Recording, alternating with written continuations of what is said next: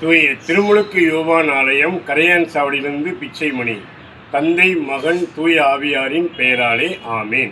இன்றைய இறைவசனங்கள் திருத்தூதர் பவுல் தீமோத்தேயுக்கு எழுதிய முதல் திருமுகத்திலிருந்து வாசகம். பிரிவு 3, இறை சொற்றொடர்கள் 1 முதல் 5 முடிய.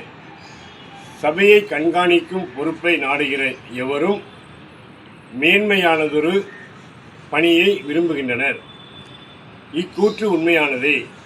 ஆகவே சபை கண்காணிப்பாளர் குறைச்சொல்லுக்கு ஆளாகாதவாறும், ஒரு மனைவி கொண்டவராகவும், அறிவு, தெளிவு, கட்டுப்பாடு, விருந்தோம்பல், கற்பிக்கும் ஆற்றல் ஆகிய அனைத்தையும் உடையவர்களாக இருக்க வேண்டும். குடிவெறிக்கும் வன்முறைக்கும் இடம் கொடாது இருக்க வேண்டும். சண்டையையும் பொருளாசையையும் தவிர்ப்பவராக இருக்க வேண்டும். தமது சொந்த குடும்பத்தை நன்கு நடத்தி தம் பிள்ளைகள் பணிவுடனும் மிகுந்த கனிவுடனும் வளர ஆவண செய்பவராக இருக்க வேண்டும். தமது சொந்த குடும்பத்தை வழிநடத்த தெரியாதவர் எப்படி கடவுளின் சபையை கவனிக்க முடியும்? ஆமேன். இயேசுக்கே புகழ், இயேசுக்கே நன்றி, மரியே வாழ்க.